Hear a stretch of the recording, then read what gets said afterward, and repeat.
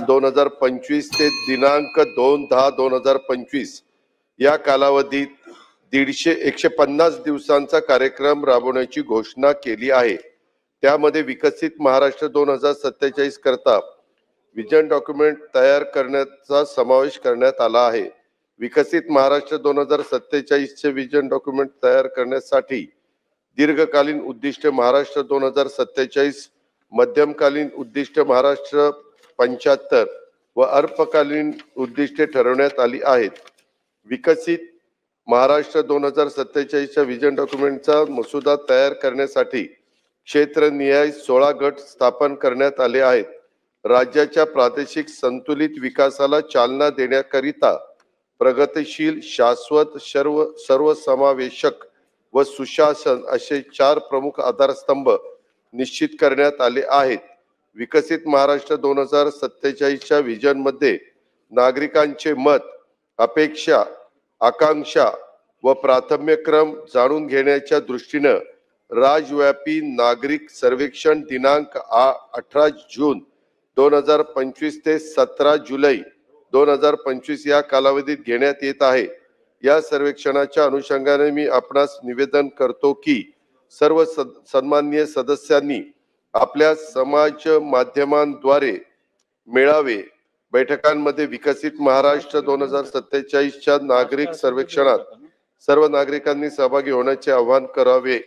महाराष्ट्र शासनाच्या संकेतस्थळावर उपलब्ध असलेल्या QR कोड व लिंक वरून सर्वेक्षणात सहभागी होता येईल। सर्व सन्माननीय सदस्यांनी स्वतः तसेच सर्व विभागीय आयुक्त, जिल्हाधिकारी, मुख्य कार्यकारी अधिकारी व अन्य आस्थापनांच्या माध्यमातून नागरिकांना सर्वेक्षणात भाग घेण्यासाठी प्रोत्साहित करावे। सर्व नागरिकांनी या सर्वेक्षणात सहभागी होऊन विकसित महाराष्ट्र 2047 बाबत आपली संकल्पना व आकांक्षा याबाबत राज्य शासनाच्या संकेतस्थळावर दिलेल्या QR कोड वरून व्हॉट्सअप चॅटबॉटद्वारे आपला प्रतिसाद द्यावा असे मी नागरिकांना आवाहन करतो। तसेच आपल्या सर्व दोन्ही बाजूच्या सन्माननीय सदस्यांना आवाहन करतो। धन्यवाद। सन्माननीय अध्यक्ष महोदय, राज्याचे उपमुख्यमंत्री यांनी निवेदन केलं, त्या निवेदनावर मी बोलायला उभा नाही, मला माहिती आहे त्यावर बोलता येत नाही। पण अध्यक्ष महोदय, या सभागृहाची एक प्रथा आहे, परंपरा आहे, नियम आहे की ज्या वेळेला एखादा अधिवेशन सुरू असताना एखादा धोरणात्मक निर्णय सरकारला जाहीर करायचा असेल तर तो पहिल्यांदा विधिमंडळासमोर सदस्यांसमोर धोरणात्मक निर्णय जाहीर करावा लागतो, हा नियम आहे। पण आजकाल ह्या नियमाची पायमल्ली होतीये आणि ती पायमल्ली बाहेर होते एवढं नाही, ते विधिमंडळाच्या आपल्या अखत्यारीत असलेल्या आवारामध्ये सुद्धा होतीये।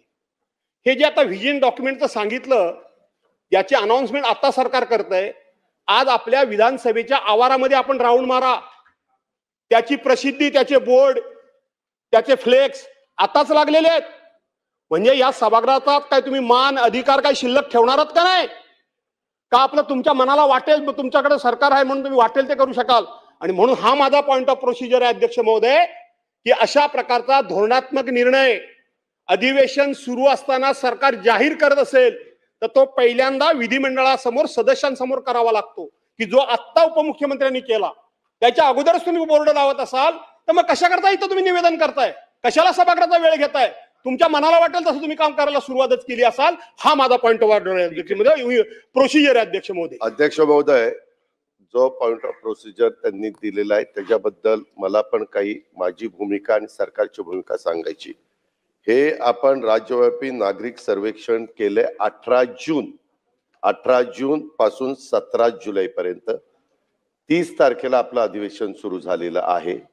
अधिवेशनाच्या आधीचाच हा निर्णय कॅबिनेटचा, राज्य सरकारचा, महायुती सरकारचा असल्यामुळे त्या आधी कॅबिनेट आम्ही असं नाही केलं, 30 जूनच्या नंतर निर्णय जाहीर केलेला नाही।